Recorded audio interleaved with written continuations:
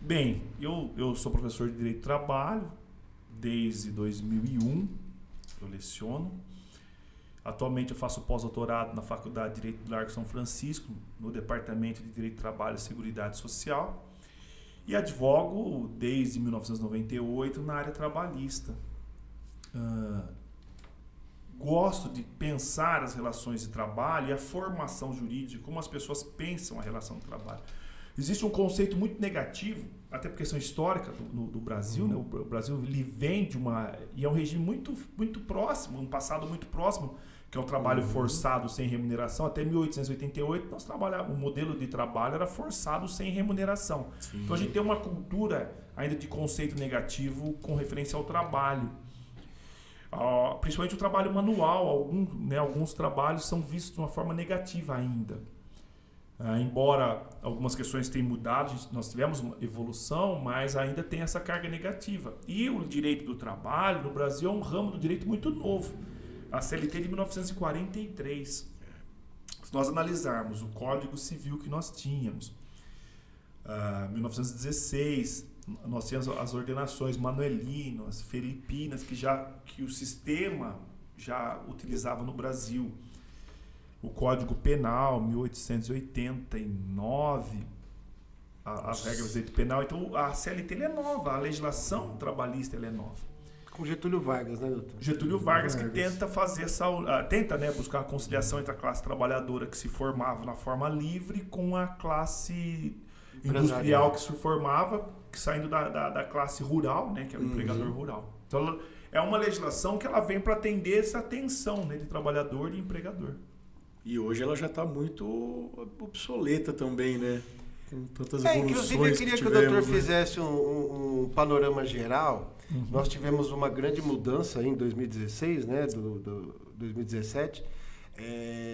Como é que está sendo essa mudança? Está sendo positiva para os dois lados, para diminuir as tensões, diminuir o número de processos que todo mundo sempre reclamava? Faz um panorama para a gente, como estão essa nova legislação. Nós temos 80 anos de CLT, né? 2023. A CLT, se ela tem 100 artigos que ainda permanecem da década de 40, muito. Porque o restante foi modificado, foi alterado. Nesse tempo, nós temos várias alterações. Uma das mais assim, pontuais ou mais profunda foi a de 2017. Que tinha uma promessa interessante que eu fiz um estudo nesse sentido. A alteração de 2017 era querer mudar a relação de trabalho, a regulamentação, para criar mais empregos. E de fato não aconteceu. Tivemos a alteração, alguns que pesquisam direito do trabalho alegam que teve redução de direitos, e nós tivemos de fato alguns direitos que foram relativizados, flexibilizados, mas a CLT, dos 900 artigos que tem, a maioria foi, tanto na questão processual como na questão do direito do dia a dia, foi alterado. Tivemos uma grande alteração no sistema com a Constituição de 88, que veio o artigo 7º e trata os direitos sociais. E depois disso nós tivemos alterações que foram acontecendo. Então o que acontece é que a relação social do trabalho, ela é uma relação de conflito. Tensa, né? O cara não quer trabalhar às vezes 8, 12 horas, trabalhando ou 10 horas, quem faz regularmente 2 horas extras por dia. É uma questão de tensão. Às vezes o empregado entende que ganha não o quanto merecia, que a retributividade não é adequada, ele cansa, ele enjoa. A relação de trabalho ela é desgastante, tanto intelectualmente como no aspecto físico. E naturalmente gera conflito. Outro dia eu dava um curso para alguns empresários e falava exatamente o seguinte: o empregado ele queria ser o empregador. O cidadão da linha de produção ele queria ser o encarregado, ele queria ser o gerente, ele queria estar no outro lado. Então ele tem os anseios. Né? Ele queria ter, por exemplo, nos 30 dias de férias ir para a praia e ter condições materiais para isso, mas às vezes ele não tem, o salário dele não permite. Então é uma relação de tensão. Primeiro, eu penso que a gente tem que tratar esse campo, tentar compreender esse campo que é uma relação de tensão. Né? E daí surgem os conflitos, que aí vai para o judiciário ou para o advogado trabalhista, ou para o sindicato, ou para o Ministério Público do Trabalho, que a gente tenta trabalhar essa... balanceada. E qual uma forma boa de diminuir isso? Essa tensão. Boa, né? essa questão importante. Esse tipo de diálogo que nós estamos tendo, ele é um diálogo fundamental. Por que fundamental? Porque quem trabalha no departamento de RH ou gestão de pessoas, eu digo que é o que fica no amortecedor ali do conflito, é uma profissão super importante que deve ser valorizada a cada dia. O gestor de empresa, o dono de empresa, no comércio, ele tem que ter um sistema de gestão de pessoas muito, muito bom, muito inteligente, muito forte, porque isso ajuda a trabalhar essa tensão. Porque nós temos questão, às vezes a pessoa está infeliz, porque ela acha que o salário não é a retributividade que ela merece, problemas de família, Condições de trabalho. E uma questão que nós temos empresas que são impecáveis na questão de gestão de pessoas. Isso é um fato. São exemplos. E nós temos empresas que não observam as regras trabalhistas. Isso é uma realidade. Tanto é que nós temos inúmeras ações de empregador que, por exemplo, não pagou as horas extraordinárias. O empregado trabalhava 2, 3 horas por dia e não pagava. Isso é muito comum. Empregador que extingue o contrato não paga as verbas rescisórias. Empregador que não paga as férias. Não recolhe fundo de garantia. Não recolhe fundo de garantia, não faz o recolhimento previdenciário. Isso é muito comum. Às vezes a gente recebe a crítica até de alguns empregadores da legislação trabalhista, mas são os que cumprem a regra. Porque nós temos que não cumprir. E nós temos um outro problema. Vamos supor que nós três aqui, nós temos um empreendimento. E nós três vendemos copo. Mas eu não pago. Nós três temos 3 empregados cada um. Mas eu não pago o fundo de garantia do meu empregado, não recolho e não pago hora extra. Seu custo vai ser menor. Meu custo é menor. Vendo o copo por 5. Você que tem a folha de pagamento que cumpre, vende o copo por 8, por 7. A concorrência é o desleal. Nós chamamos de dumping social.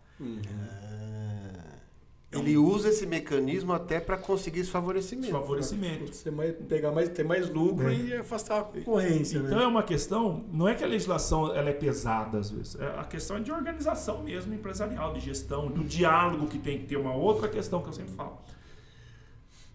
De repente eu sei fazer copo, eu sou excelente em fazer copo, mas eu não sei fazer gestão. Então eu tenho que ter um bom gestor, um bom administrador, um administrador de empresa, um bom gestor de RH, uma consultoria jurídica, conversar com o sindicato patronal. Nós temos os sindicatos patronais que são fundamentais para dar curso, preparação. E quando a gente fala em sindicato, por exemplo, que eu acho que é um mecanismo fundamental para essa relação, que o sindicato nada mais do que uma associação de pessoas que vai escolher uma diretoria, eleger, que vai representar o direito daquela coletividade.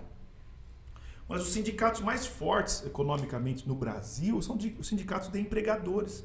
Nós temos a categoria econômica, que é empregador, e profissional, que é de empregado.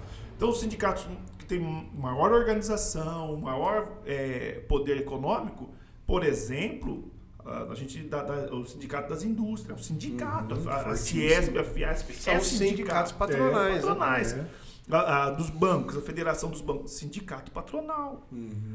Então, eles se organizam, fazem reivindicação junto ao Congresso Nacional. Está lá no Estatuto. Se a gente abrir o Estatuto do sindicato, é uma associação para diálogo. Está lá escrito. Defender os interesses. Os interesses da classe. E teve uma criminalização quase, né? Dos sindicatos. Hoje você fala que você é de sindicato. Porque é uma questão cultural. E com essa nova legislação aí, esvaziou-se, né? Porque você não tem contribuição, mas o patronal continua fazendo a contribuição. Então, por que ele contribui? Não extinguiu, né? Ele contribui voluntariamente. É que a contribuição também nunca foi obrigatória, né? Mas já saía direto na folha, né? Então, para o empregado, você tinha lá uma vez por ano, você contribui, você mantém o sistema e você tem representatividade. Vou dar um exemplo.